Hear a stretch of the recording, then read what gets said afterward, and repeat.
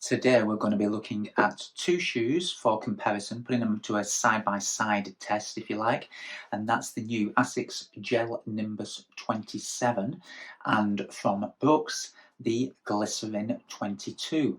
Both are the brand's top of the range neutral cushioned models, although Brooks have recently launched the Glycerin Max, which would offer a little bit more cushioning, but we'll look at the Glycerin Max separately. In fact, we've got an individual shoe review video of the Glycerin Max, so there's a link down there. Check that one out if you want to look at that shoe.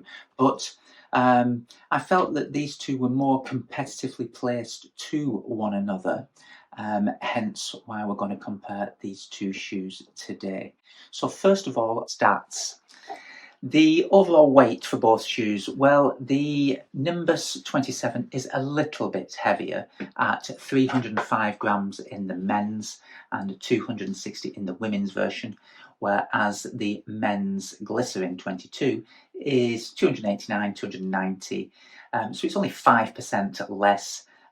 In fact, the ladies option comes in just 3 grams less. So there are obviously differences in the sizes that are used by brands as well. But weight, I don't think is a major issue or a major consideration. 5% is neither here nor there when you've got such a large stack of cushioning.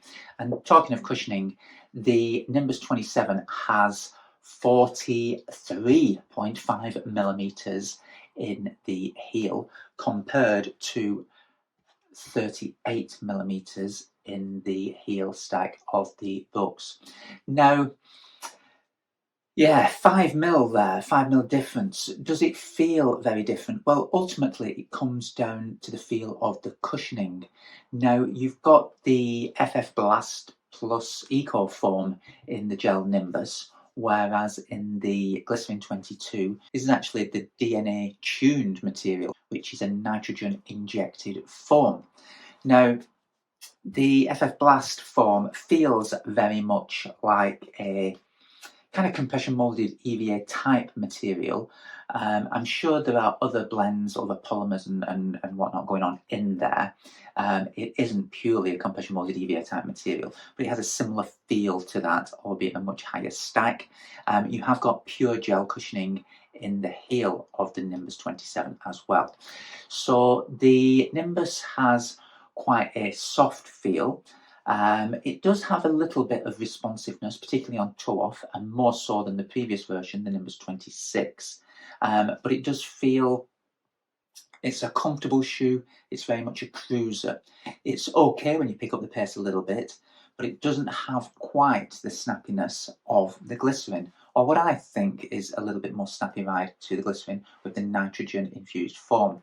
So it's actually the new, not the DNA Loft V3, which was the regular nitrogen infused foam from last season. This is actually the DNA tuned material. So in the tuned material that you've got in the Glycerin 22, the Glycerin GTS 22 and the Glycerin Max, you've got a dual cell construction. So you've got larger cells making up the foam in the heel and smaller cells in the forefoot. The effect of that is better cushioning on initial heel impact, really does soak it up, but you have a little bit more of a springy, responsive feel in the toe off. It's worth noting,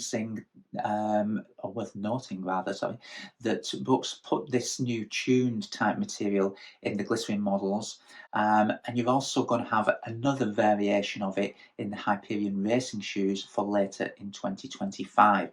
So it's quite a versatile type foam. Perhaps DNA tuned can be the umbrella term for it. In the Hyperion, I believe it's going to be called DNA Gold or Flash. I'll have to check on that, but it's a variation on the nitrogen infused foam yet again. In the Glycerin, I do feel it does have a little bit more of a responsive nature, a little bit more of a pop to it. It's a denser kind of feel. So whereas you've got a soft initial impact on the Nimbus, it feels, it soaks up the impact, it absorbs the impact, and it's perfectly comfortable, but it does feel a little bit denser perhaps in the heel, but springier in the forefoot. Whereas you've got this single material in the Nimbus that's a smooth ride, but it's more of a cruising ride. The Glycerin is able to pick it up a little bit and you're able to push it on. Perhaps that because you don't have as much stack or bulk under the forefoot in the Glycerin as you do in the Nimbus. A lot thicker. It is, yeah, it rolls off smoothly. You've got a bit of a rocker in the forefoot there, so it does roll off. It's not kind of slowing you down, but this shoe in the Glycerin, it rolls forward a little bit easier because it's just a bit less there, a little bit more flexible, you know. So there's a little bit easier to toe off and spring off in that shoe. The uppers on both the shoes are very interesting that they've both adopted a very similar feel or design to the ankle collar. So in both the Glycerin, you've got this outer stretch bit here, yeah, and then lots of nice padding around the ankle and Achilles. That padding continues into the tongue, a very thick padded tongue in the Glycerin, whereas in the Nimbus you've got a knitted tongue, very thin, very stretchy. It's very comfortable.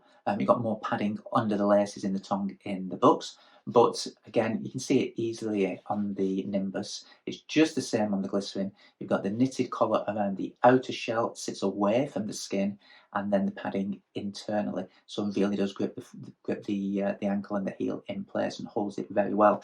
So that's very similar on both shoes. They would feel identical if you had your eyes closed. Otherwise, elsewhere, the uppers, there's not a lot in it. They both fit very well. Both got plenty of wiggle room. Books always tend to have a little degree of stretch in the upper.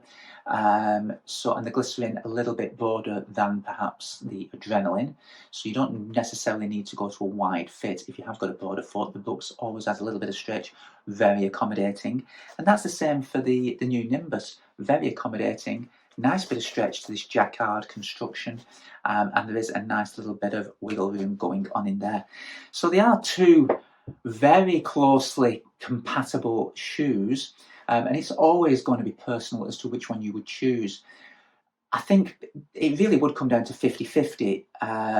The Nimbus has been around, this is the 27th version, the 22nd version of the Glycerin, so a little bit more established, but after 20 years, I think they sit neck and neck in the marketplace.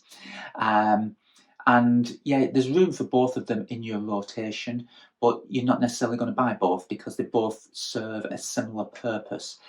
They're neutral cushioned, highly cushioned, everyday shoes that just soak up the mileage for easy runs. You can pick up the pace if you like, but you're probably going to have another shoe for your tempo running and your intervals.